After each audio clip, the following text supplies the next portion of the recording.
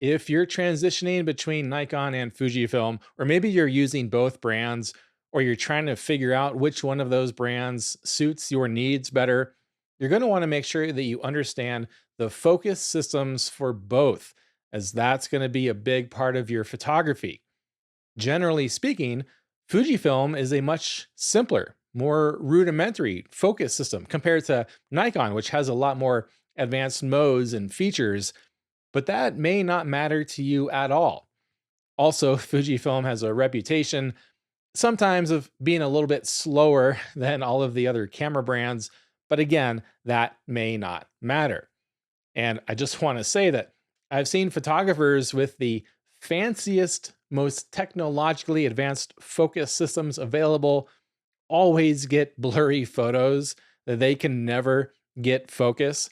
And then I've also seen photographers with the simplest systems available never miss focus. And that's all just to say that you don't need the fanciest system available. You just need to know what works for you and then know how to operate that system, understand it, and be proficient with it. So let's dive right into the differences between the Nikon and Fujifilm focus systems, starting with the focus modes. Both systems offer the same basic focus modes: AFS, or single autofocus for stationary subjects, AFC, or continuous autofocus for moving subjects, and MF, manual focus, for focusing manually. However, the consumer level Nikon cameras, like the Z5, the ZFC, the Z50, they have a fourth focus mode, AFA, where the A stands for auto switch. AFA uses a variety of different factors to determine whether the camera should be using AFS or AFC. It works quite well. It might be a stepping stone for beginner photographers because there's already a lot to think about when you're just learning photography. So, AFA might be some good training wheels for you to use until you get to the point where you can more deliberately choose between AFS and AFC. As far as changing the focus modes, most Fujifilm cameras, they have a very easy way of changing between each one of these focus modes, a physical switch labeled S, C, and M somewhere on the camera. And for the cameras that do have this, you must use the switch. There are no menu settings to change between the focus modes. Nikon cameras, on the other hand, and some Fujifilm cameras, the ones that don't have the switch, you have to go into the menus to change the focus mode or use a custom control. For example, if you hold the FN2 button, the front function button, on the Nikon cameras, that enables the command dial for changing the focus modes. It's a really easy way of changing the modes without ever taking your eye out of the viewfinder, for example. Neither method is objectively better, they're just different. So you have to think about how that's going to play into your workflow, whether you're okay changing an actual switch on the camera. And you may have to take the camera down to find that switch and know where you're setting that switch.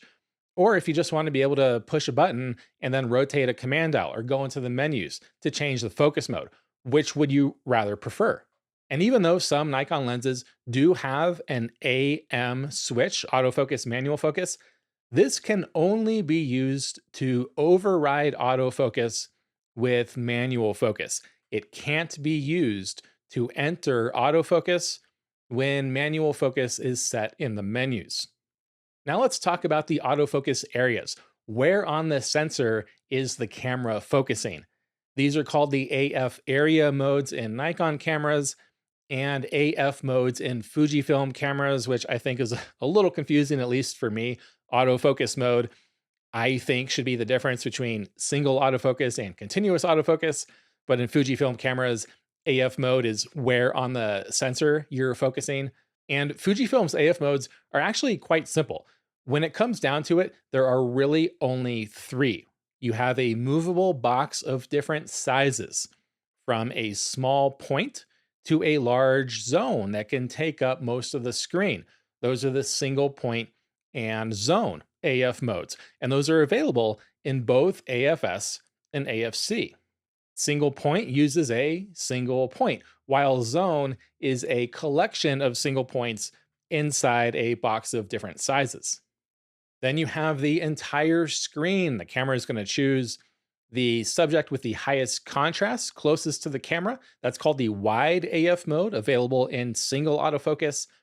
In continuous autofocus, you have tracking, which gives you a tracking box. That's going to track whatever is underneath it when you command autofocus.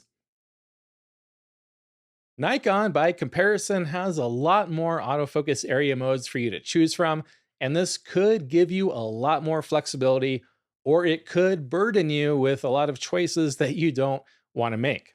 Pinpoint is only available in single autofocus and solely uses contrast detection. I did a video a number of years back about the difference between contrast detection and phase detection that I'll link here. It's a much slower way of focusing. Actually, I shouldn't say much slower. It's only a little bit slower, but it is a lot more accurate. This can be moved to every single focus point on the sensor, regardless of how many points you've set in the Focus Custom Settings menu. Single point is similar to Fujifilm's single point, but you can't change the size like you can with Fujifilm. However, you also have a small and a large wide area. Those are two larger boxes, and they are very similar to Fujifilm's zone autofocus modes.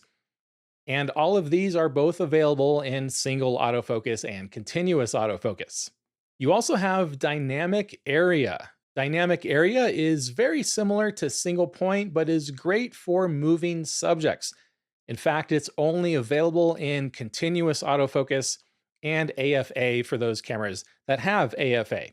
And there's really nothing comparable to this in the Fujifilm system. That main point is surrounded by other points. And if you're tracking that in your main point and that subject moves outside of the main point, those smaller points will attempt to hold on to that. So it's a little more forgiving when you're tracking something that's moving using a smaller point, like single point. You also have 3D tracking, or called subject tracking in older cameras. This is very similar to Fujifilm's tracking mode, and it too is only available in continuous autofocus. Nikon's name for full screen focusing is Auto Area AF, available in both AFS and AFC, and this is much like Fujifilm's wide autofocus mode. Newer cameras in both systems also have custom zone or wide area sizes, and this gives you extra custom options for these modes. As you can see, Nikon offers more specialized modes for different situations.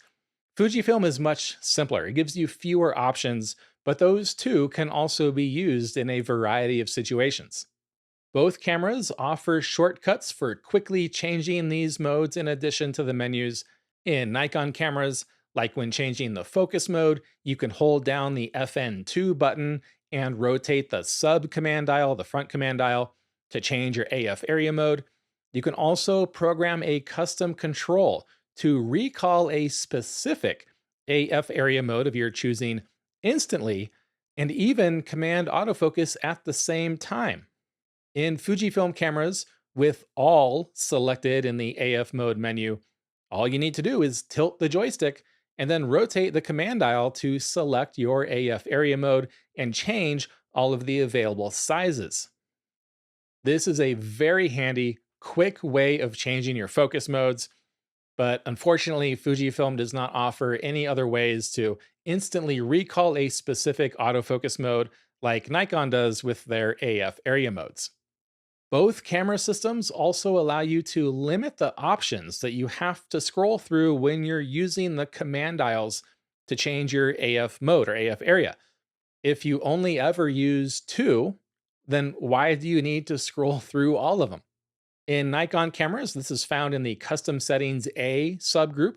Limit AF area mode selection, deselect the options that you don't ever use, and then those are not going to appear in the rotation when you rotate the command dial.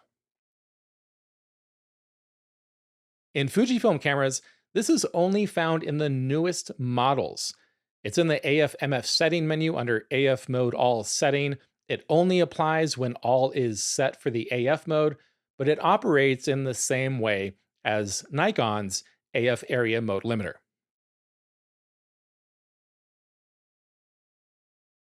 Nikon also gives you additional ways of customizing the appearance of these AF areas in the custom settings A subgroup, focus point display. You can change the lock colors during continuous autofocus, change the 3D tracking colors, change the width of the focus box lines, and more. With Fujifilm, what you see is what you get. Now let's look at subject detection and face and eye autofocus in both camera systems. They both offer face and eye detection and subject detection. They both work well, but they are not foolproof. And if you have problems with your face and eye system, I did do another video about that to troubleshoot it and make it work better for you. Both systems will only look for and track faces and eyes within your chosen autofocus area. It's going to ignore anything outside of that. Once you bring that autofocus area close, then it's going to start tracking that face or eye. The difference, however, is that this feature is available in all of Fujifilm's AF modes. However, with Nikon, with the AF areas, it is not available in pinpoint, single point, or dynamic area.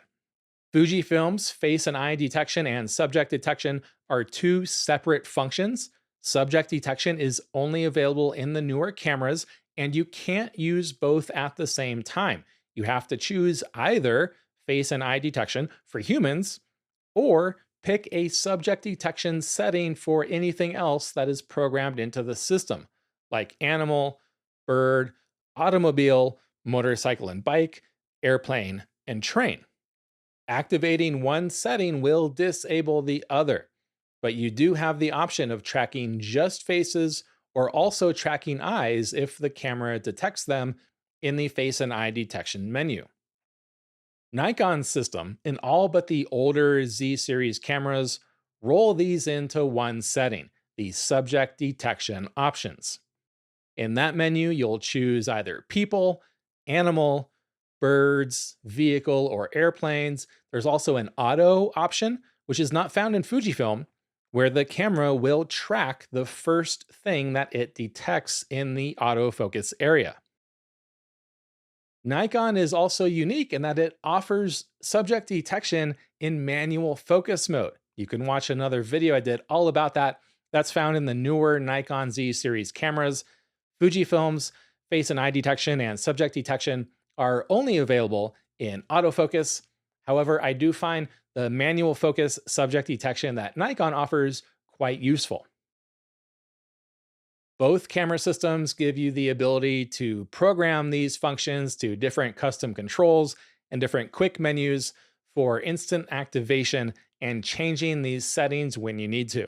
Speaking of customization, both Nikon and Fujifilm generally give you a lot of ways that you can customize your focus system. Nikon, however, there's just a little bit more that you can do to fine-tune your focus system. Like I said earlier with the different AF area modes, this may give you a lot of flexibility if you do a lot of different things, or it could completely overwhelm you with menu choices. There is one setting that Fujifilm has that Nikon doesn't, and that's the AF range limiter option that's found in most Fujifilm cameras in the AF/MF setting menu. This allows you to limit the ranges in which the camera searches for a focus lock. If you're always focusing on subjects at least 50 feet away, then you can tell the camera to ignore distances, to exclude distances within 50 feet. And now the camera is not going to waste any time hunting around in those close distances, and it's only going to focus, no pun intended, on distances outside of 50 feet. And that can help you get a focus lock faster. Nikon does not have this feature, at least not in the camera menus, but some lenses do have a range limiter switch. You'll also find some great manual focus assistance in both Nikon and Fujifilm cameras. The offerings are different. It's just going to depend on which assistance, which aids you find useful for manual focus.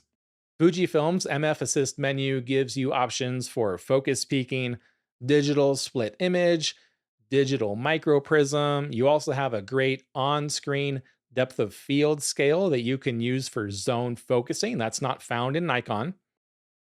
Nikon's manual focus tools include a focus box that turns green when whatever is underneath it is in focus. You have a rangefinder indicator to tell you which way to turn your focus ring, and then focus peaking like Fujifilm. You don't have any on screen indications of depth of field, although this is found on some lenses. And both cameras let you zoom in on the scene for more precise focus control. Sports and action photographers will also find ways of customizing the tracking sensitivity in continuous autofocus mode for rapidly accelerating subjects or subjects that move in front of what you're tracking. In Fujifilm's AF/MF setting menu, under AFC custom settings, you have several presets to choose from for the type of action that you're photographing. You also have a custom setting to adjust how sensitive the focus lock is for switching to a new subject that enters in front of your locked subject, and how sensitive that system is to acceleration changes. Nikon's custom settings A group has a setting called Focus Tracking with Lock On that's very similar in adjusting how fast the camera will switch to something new entering the autofocus area during a lock. There aren't any other ways to customize the tracking sensitivity in continuous autofocus, but I found Nikon cameras don't really need it. They handle continuous autofocus and tracking really well. Looking a little further at some of the ways you can customize your focus systems, Fujifilm's Function FN setting menu allows custom control assignments for a lot of different functions, including changing the focus mode and the focus area, zooming in, changing your AFC custom settings, face detection, eye detection, toggling subject detection on and off. And then Nikon's control customization, they have some of the same options and then some different options like saving or recalling a pre programmed focus position, cycling the different AF area modes by pushing a button, setting a specific AF area mode, and also setting a specific AF area mode and commanding autofocus. For example, I have my lens function button, one of the programmable buttons on the lens barrel, set to 3D tracking plus AF on. Now, no matter which AF area mode that I'm in, so long as I'm using continuous autofocus, I can push that button and it's going to instantly start 3D tracking and command autofocus as long as I hold that button down. So, wrapping things up, there are a lot of differences between Nikon and Fujifilm focus systems. Neither is objectively better than one another. It all just depends on what your needs are, identifying which system fits your needs the best, and then learning how to use those tools. Street, documentary, and landscape photographers may find the simpler focus system offered by Fujifilm a lot easier to use. It suits your needs. You don't need all of those extra bells and whistles that Nikon offers. And if you do go with Fujifilm, we cover those focus tools extensively in the Fujifilm Camera Fundamentals course. If you're a sports, action, or wildlife photographer, you may find that you need the extra tools available in the Nikon system. Fujifilm just doesn't offer what you need. So again, if you want to go with Nikon, all of those tools are covered in the Nikon Z Photography Fundamentals course. If you are switching between Nikon and Fujifilm or using both systems, I'd recommend the following to get the most out of it. 1. Practice switching between the focus modes. 2. Pick 2 AF areas or AF modes that meet your needs, that you want to use, that you're going to use the most, and practice using those. And 3. Customize the available controls to available functions that you're used to and practice using those controls. It all comes down to muscle memory and training your fingers to go where they need to go when it matters. And you can get this down very quick if you just put in the time and you practice. I have had some other requests for differences between Nikon and Fujifilm. I know a lot of you either use both systems or are transitioning from one to another. So if you have any other questions, comparisons for the two systems, please let me know in the comments. And also, if you have any other techniques to add or questions or additions for the differences between the two focus systems, let us know in the comments. Be sure to subscribe for more great tips like this every week. Thank you so much for watching, and we'll see you in the next video.